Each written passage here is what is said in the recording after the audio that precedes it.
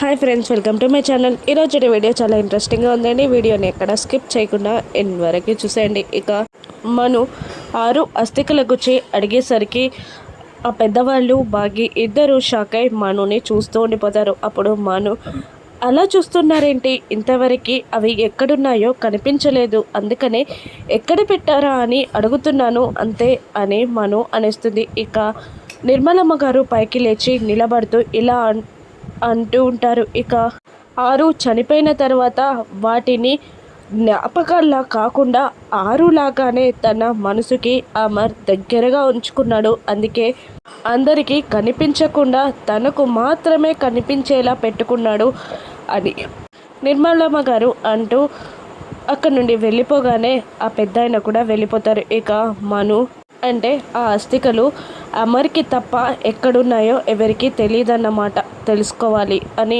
అనుకుంటూ తన రూమ్లోకి వెళ్ళిపోతూ ఉండగా ఇక బాగి వచ్చి మను అని పిలుస్తూ ఉంటుంది. ఏంటమ్మా, నువ్వు మాట్లాడిన మాటలకి నీ క్యారెక్టర్కి సంబంధం లేనట్టుంది అని బాగి అంటుండగా ఇక మనుకి తనకి అనుమానం వచ్చేసిందని మనసులో అనుకుంటూ, ఎందుకలా మాట్లాడుతున్నావు, ఇంటి గురించి ఆలోచించే బాధ్యత నాకుంది, నేను సాయం కోసమే మాట్లాడుతున్నాను అని అనగానే, అదే నేను చెప్పేది కూడా అదే, నువ్వు సాయం చేసే క్యారెక్టర్ కాదు నీది, ఇక సాడిస్ట్ క్యారెక్టర్. నువ్వు ఇలా మాట్లాడుతున్నావు అంటే ఏదో ప్లాన్ చేస్తున్నట్టే అని నాకు అర్థమవుతుంది అని బాగి అంటూ ఉంటుంది. దూరం నుండి ఆరు ఈ మాటలన్నీ వింటూనే ఉంటుంది.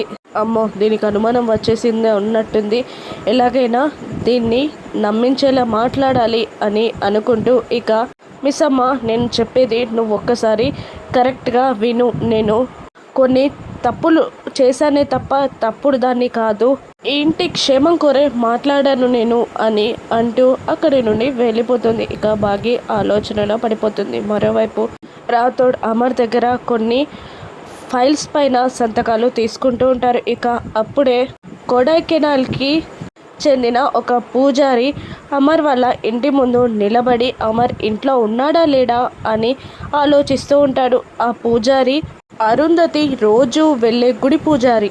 ఆయన అమర్కి కాల్ చేయగానే, ఇక చెప్పండి పూజారి గారు అని అమర్ అంటుంటాడు. ఇక పూజారి గారు, ఆ మహాసాధ్వి మీ ఇంట్లో నుంచి వెళ్ళిపోయాక మీ జీవితాలు ఎలా ఉన్నాయని అడిగే సాహసం నేను చెయ్యను, జరిగిందేదో జరిగిపోయింది, ఇక హైదరాబాద్లో ఒక హోమం నిమిత్తం వచ్చాను, మిమ్మల్ని పిల్లల్ని చూసి వెళ్దామని వచ్చారు, మీరు ఇంట్లో ఉన్నారా లేదా అని కనుక్కుందామని కాల్ చేశాను అని పంతులు గారు అంటుంటారు. ఇక నేను ట్రైనింగ్ సెంటర్లో ఉన్నాను పంతులు గారు, ఇంట్లో అమ్మా నాన్న ఉన్నారు, మీరు లోపలికి వెళ్ళండి అని అంటూ కాల్ కట్ చేస్తాడు. ఇక ఆ పంతులు గారు లోపలికి వెళ్తూ ఉండగా ఆ పెద్దవాళ్ళిద్దరూ ఆయనకి ఎదురొస్తూ ఉంటారు. ఇక పంతులు గారు లోపలికి రాగానే ఆరు పంతులు గారిని చూసి, పంతులు గారు మీరా, ఎలా ఉన్నారు, ఇక్కడికి ఎందుకు వచ్చారు, ఎప్పుడు వచ్చారు అని అంటూ, పంతులు గారు నేను చెప్పేది మీరు నమ్మలేదు, నాకు వచ్చిన కలే నిజమైంది, మీ ఆశీస్సులు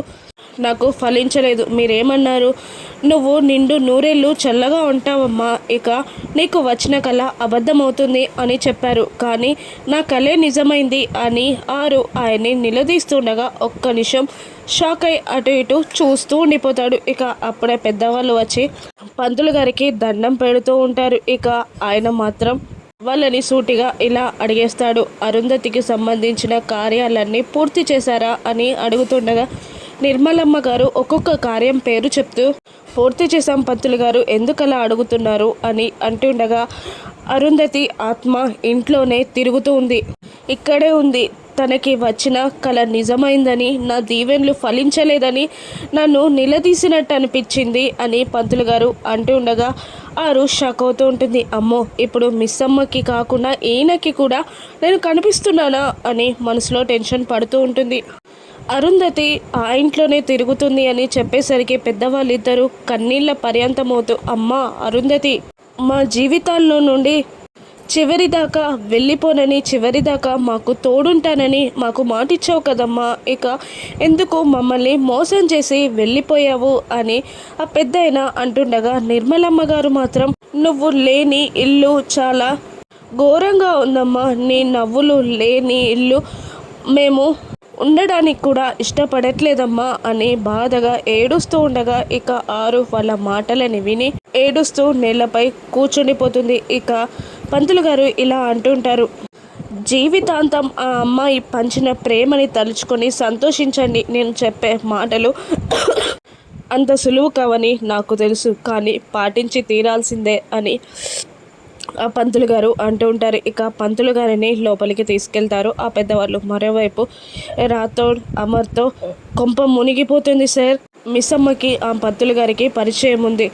అమ్మగారు ఆ గుడికి వచ్చేవారని పంతులు గారే మిస్ అమ్మకి చెప్పారంట. ఇప్పుడు అరుంధతి చనిపోయిందన్న విషయం మిస్ అమ్మకి పంతులు గారు చెప్పేస్తే చాలా బాధపడిపోతుంది సార్ అని అంటుండగా, ఎలాగైనా మనం విషయం చెప్పకముందే పంతులు గారిని ఆపాలి అని అనుకుంటూ ఇంటికి బయలుదేరతారు అమర్ వాళ్ళు. ఇక మరోవైపు మనోహరి ఘోరాన్ని కలవడానికి వెళ్తుంది. ఏంటి, అస్థికలు తీసుకొస్తానని చెప్పాను కదా, మళ్ళీ ఎందుకు రమ్మన్నావు అని మను అంటూ ఉండగా, ఇక ఎదుగో చూడు అంటూ ఒక నల్లటి చేతబడి చేసిన మూతని ఆ మనుకి ఇస్తాడు ఘోర. ఏంటిది అని అడుగుతుండగా, ఆత్మని బంధించడానికి అస్థికలను తీసుకురావడానికి నీకు ఉపయోగపడేలా దీన్ని తయారు చేశాను, ఇది నువ్వు గుమ్మానికి కట్టు అని అంటుండగా, మునుపటిలాగా ఏదైనా ప్లాన్ చేసావా, ఇంట్లో వాళ్ళకి ఏదైనా జరిగితే అమర్కి అనుమానం వచ్చేస్తుంది అని మను అంటుండగా, లేదు,